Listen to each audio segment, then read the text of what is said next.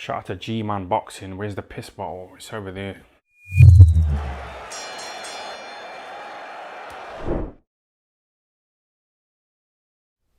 Josh Warrington stops Kiko Martinez in the 7th round. Much more dominant performance than their first fight. Josh Warrington, for me, I watched this fight live, did a watch along, and I expected Josh Warrington to come out a bit tentative. I thought that he would box Kiko Martinez quite early on, and I thought, as I said, my prediction, that if he did step on the gas and did try and get Kiko Martinez out of there, that it would be late on in the fight. And I'm talking quite late. I'm talking probably about rounds 9 through 12 is when he would maybe put it on Kiko Martinez a wee bit more. Well, he didn't. From the opening bell, he was able to open up combinations, stay in the pocket with Kiko Martinez, and Kiko Martinez's timing looked quite off. The way he was setting up his shots, they just weren't there. He was missing with a lot of shots, and he wasn't just missing. Fighters will always miss with shots, but when a punch he was looking to set up, which Josh Warrington can be susceptible to, is the uppercut. And he wasn't just missing with the uppercut; he was missing by a country mile. I mean, I was thinking to myself watching it, with some of the hooks he was throwing and some of the uppercuts he was throwing, I was like, are you trying to hit Josh Warrington? Or is there an invisible man there that I can't see? Maybe Stevie Wonder can see, but I sure as hell can't see him. Is that who you're looking to try and hit? Because that's who you're going to hit. You're not going to hit Josh Warrington with those shots, the way you were setting them up. Warrington could see them coming a mile away. So Warrington in the first round was able to open up combinations on Kiko Martinez. Kiko Martinez was a bit overwhelmed, I felt, in the first round, but, and this was a trait in this fight, that's something that Warrington needs to look at. Headbutts. I mean, I don't remember Warrington really being someone who was one for headbutt, reckless with the head, and headbutting left, right, and centre before the Lara rematch, certainly. But he bored in with the head in the first round, and it broke Kiko's nose. That nose was definitely broken. And there was a cut already that opened up over Kiko's, I think it was a right eyebrow, which was dripping kind of down the side of the face. But that was definitely bothering Kiko Martinez. And there was other rounds where he would get Martinez up against the ropes. And Martinez was being such a kind of smallish target. He was dipping down. He was making it very hard for Warrington to land on him up against the ropes. And the way Josh Warrington was going in with the head, it was like he was just asking for trouble. It was very reckless. The referee, in my opinion, didn't warn Josh Warrington enough for the use of his head. And Warrington was using his forearm a lot as well, which you're not allowed to do. And I can see he was doing that as well. And the referee was letting a lot of that go.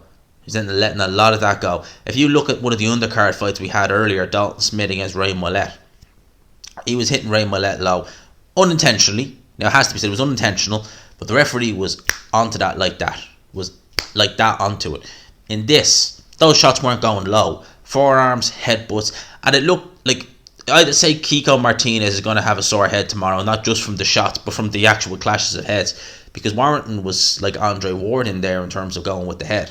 In terms of the good things he did, obviously, as I said, in the first round was able to get Kiko Martinez, open up a combination on him, and Kiko Martinez went to throw a left hook, and as he went to throw the left hook, Josh Warrington, faster, better positioning in the ring, landed a right hand before Kiko Martinez was able to land his shot.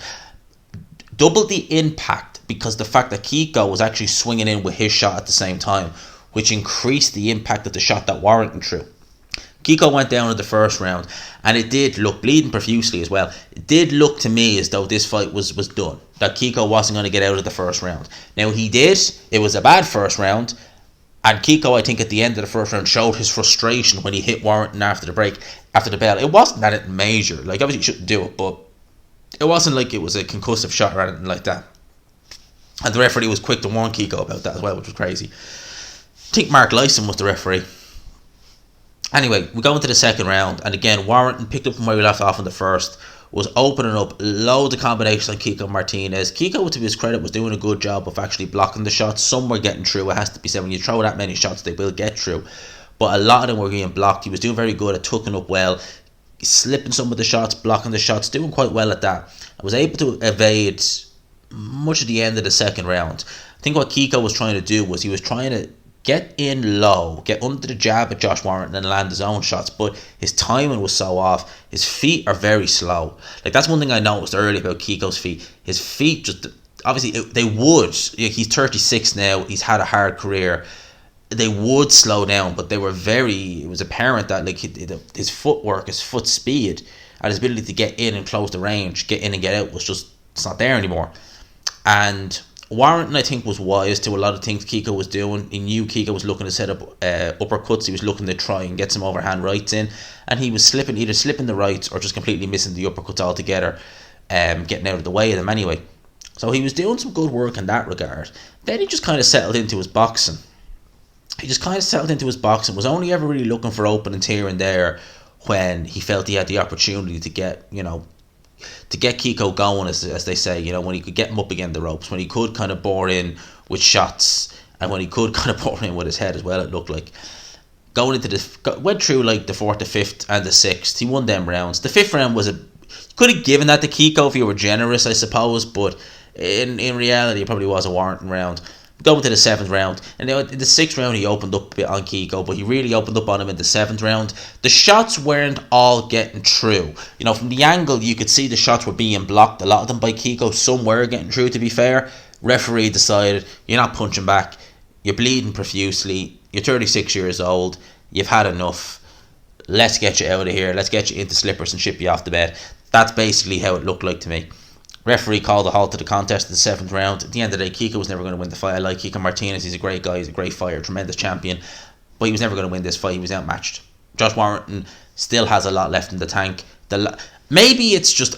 Do you know what, right? You could put... I think based on what I've seen there tonight, you could put Josh Warrington in there with Lee Wood, and I'd pick him over Lee Wood. He'd look good against Lee Wood. But if you put him in there with Mauricio Lara, he won't be able to shake them demons. I reckon Mauricio Lara will he'll never take that fight.